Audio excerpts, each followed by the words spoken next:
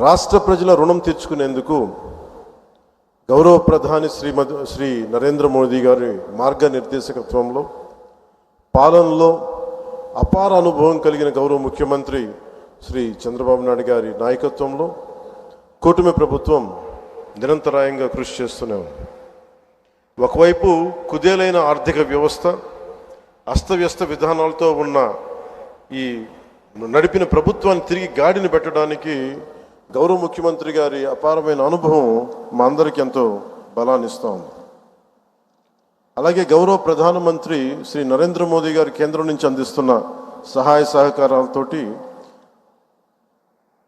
ముఖ్యమంత్రి గారి పాలనా దక్షతతోటి మంత్రివర్గ సహచరుల మద్దతుతోటి స్వర్ణాంధ్రప్రదేశ్ విజన్ 2047 వికసిత్ భారత్ లక్ష్యాల సాధన దిశగా ముందుకు వెళ్తూ ఉంది.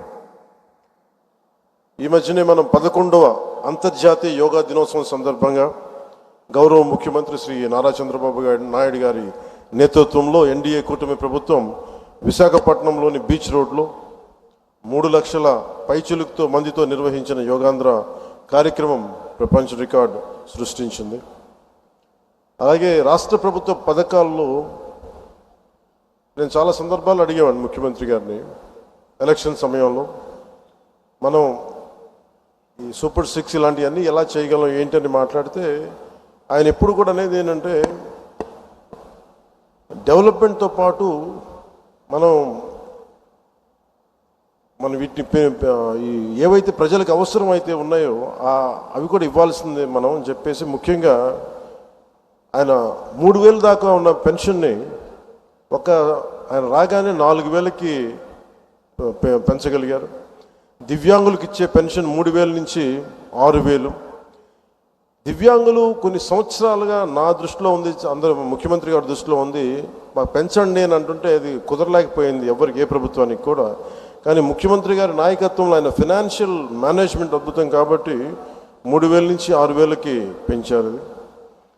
అలాగే ఈ సామాజిక పెన్షన్స్ చాలా అవసరం ఇవన్నీ చెప్పి వీటి కోసం 1,939 కోట్లు గత ప్రభుత్వం వెచ్చిస్తే కూటమి ప్రభుత్వం 2,717 కోట్లు ఖర్చు చేస్తూ 63 లక్షల మందికి ఇది చేయూతనిస్తాం. ఆకలితోటి ఏదైనా బయటికి వెళ్ళి తిందాం తక్కువ ధరతో అనే అన్నా క్యాంటీన్ని మూసేసిన ప్రభుత్వాన్ని తిరిగి కూటమి ప్రభుత్వం రాగానే పునరుద్ధరించింది. 204 అన్నా క్యాంటీన్లు తిరిగి ప్రారంభించి సగటున రోజుకి 3 లక్షల మంది ఆకలి తీరుస్తాం. అలాగే దీపం పథకం ద్వారా తొలి విడతలో 1.15 కోట్ల గ్యాస్ సిలిండర్ని ఉచితంగా అందించారు. ఈ పథకం కోసం కూటమి ప్రభుత్వం 5 ఏళ్లలో 13,423 కోట్ల మొత్తాన్ని ఖర్చు చేయటం. అలాగే మత్స్యకారు సోదరులకి దాదాపు 1,22,965 మందికి 266 కోట్లు అందజేసిన 20,000 రూపాయలు చొప్పున.